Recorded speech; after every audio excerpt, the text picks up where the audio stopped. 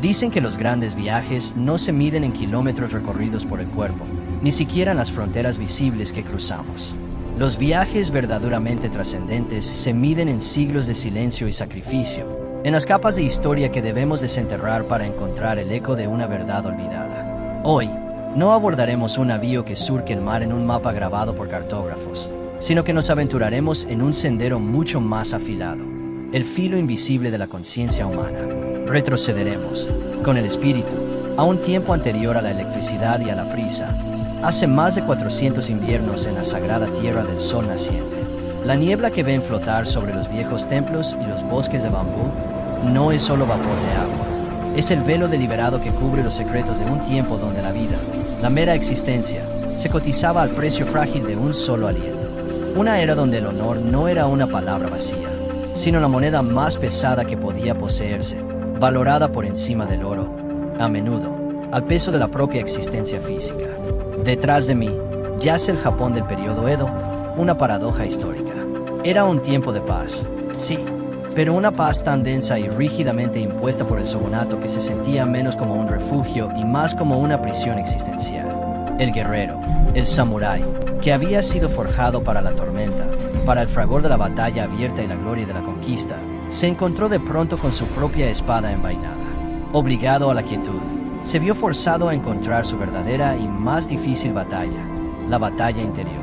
Este es el mundo del samurái que buscaremos, no el recuerdo épico y glorificado de la guerra, sino el enigma de la quietud y el reto de la disciplina constante. El verdadero y más corrosivo conflicto de este camino nunca fue la muerte que se ofrecía con generosidad en el campo de batalla, sino la vida que se exigía, día tras día, en la austeridad del templo y la disciplina interminable del dojo. El samurái, en el cenit de su poder militar y su sofisticación cultural, se encontró dolorosamente atrapado. Se debatía sin tregua entre su sed instintiva y natural de gloria ganada a golpe de espada, y la exigencia implacable de un dogma moral susurrado y profundo, el busido. Un código que, sin ser ley escrita, estaba grabado a fuego en el alma y que dictaba, inexorablemente, que la verdadera espada que corta la injusticia no es de acero pulido, sino de una moral inquebrantable. Y ese es el secreto que estamos a punto de desvelar.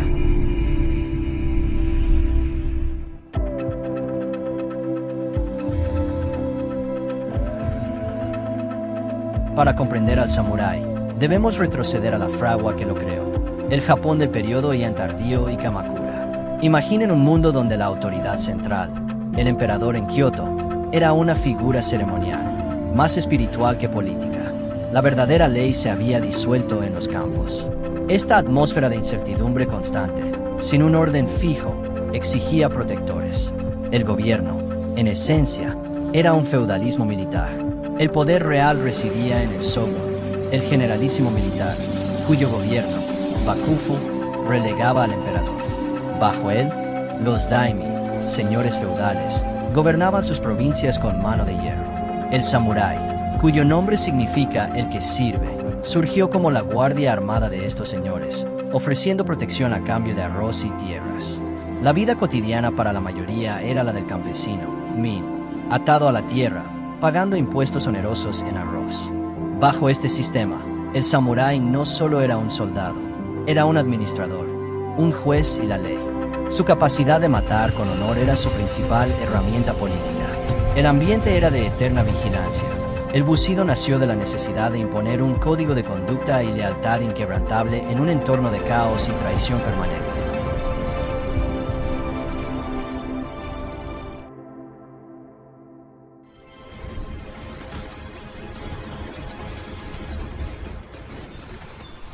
Nos adentramos ahora en el corazón de la doctrina. El código busido se sostiene, como un templo ancestral, sobre 7 cimientos inquebrantables. El primero es Hei, justicia, el axioma del universo.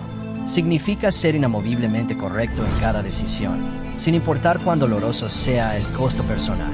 Esto exige un respeto solemne por la verdad. Luego, hallamos Rei, cortesía. No una mera formalidad, sino el reconocimiento profundo de la dignidad inherente a cada ser. A su lado, Ju, coraje. No la ausencia de temblor, sino la absoluta convicción para dominarlo. Y, por supuesto, Meiyo, honor. Es el alma, la esencia misma del guerrero, un tesoro más valioso que la vida efímera. Cada pilar es un voto de reverencia a la virtud.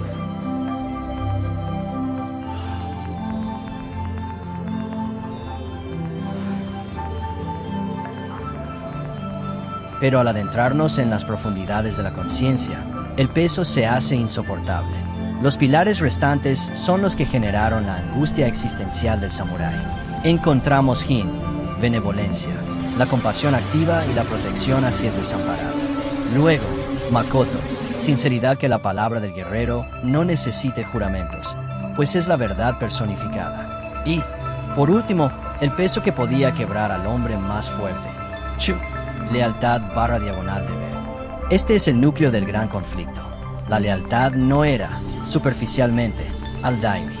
La lealtad absoluta era al código mismo, a la idea de lo justo.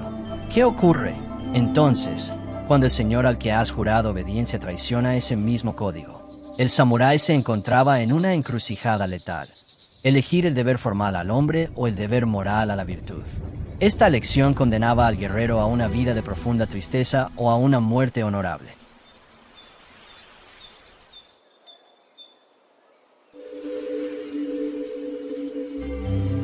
Hay momentos en el camino en que la voz interior necesita un eco. Un samurái, al final de su vida, deja de ser un guerrero para convertirse en un filósofo. Busqué uno que aún porta la katana. Siempre en las sombras, me acerco a un lago sereno donde un anciano maestro medita. El maestro percibe nuestra presencia, a pesar de nuestro sigilo. Sin voltear a verme, el maestro dijo con voz clara: «Tu viaje ha sido largo. Te estaba esperando». Sin dejar de sorprenderme por la capacidad de este hombre de percibirme, le dije con enorme respeto y humildad: «Maestro, buscamos la verdad tras la disciplina, la serenidad filosófica que anhelaban bajo el acero.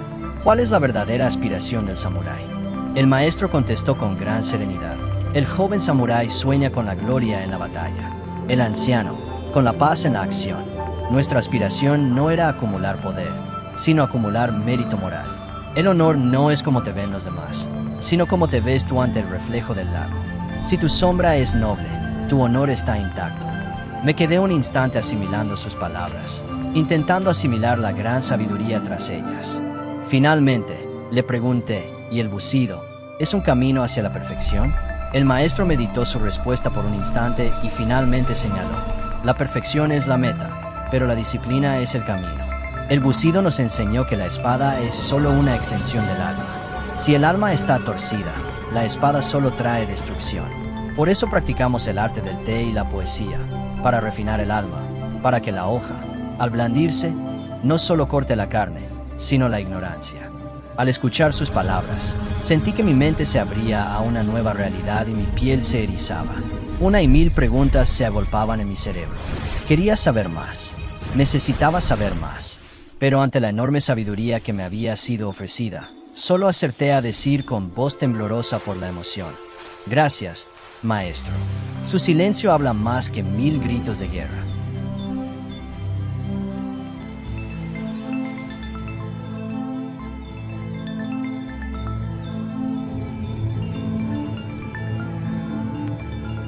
Con la paz forzada del periodo Edo, el guerrero se vio despojado de su campo de honor.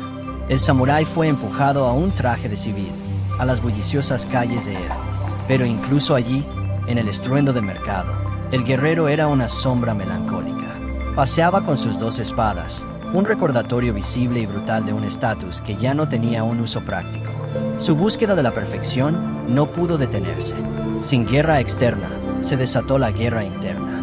El arte del té, chanoyu, la poesía escueta, haiku, la caligrafía, sodo, se convirtieron en disciplinas tan vitales como el kenjutsu. Era el único escape para canalizar la furia, para evitar que el espíritu de la guerra se pudriera en la inactividad. El guerrero meditaba con melancolía, sabiendo que su mejor versión, la versión heroica, ya no era necesaria.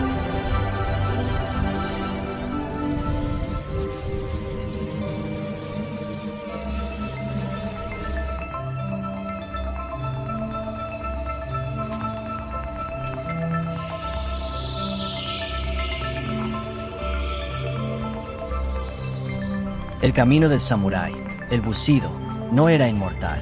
La era de los guerreros de élite se desvaneció, y las espadas fueron finalmente depuestas. Pero la mayor transformación del samurái ocurrió en su aceptación final. El honor que buscó frenéticamente en la guerra se encontraba, en realidad, en la rendición de su propio ego. Y aquí, en el silencio de este jardín, se encuentra el mensaje central, la inspiración que trasciende los siglos. El Bushido no es un código de guerra, es una guía eterna para la vida, aplicable a cualquier época. El coraje de afrontar tus debilidades, la cortesía para tratar a todos con respeto incondicional, la benevolencia de extender la mano a que sufren. Su legado no es una reliquia histórica guardada en un museo, sino una armadura invisible que podemos vestir cada mañana. Es el llamado a la autodisciplina en un mundo de distracciones, a la verdad en un mar de ruido. El verdadero daimi al que el código te exige lealtad es a tu propia conciencia, al más alto estándar de tu carácter. El samurái de hoy no porta una katana, sino la voluntad de vivir con propósito y con integridad. El samurái, la espada y el código han desaparecido, pero su eco sigue resonando en cada decisión que tomamos con integridad. Pues el verdadero camino del guerrero no está en la batalla, sino en el deber de ser honorable. Ese es el secreto que oculta el Bushido, el legado que te toca recoger. El secreto, viajero, eres tú.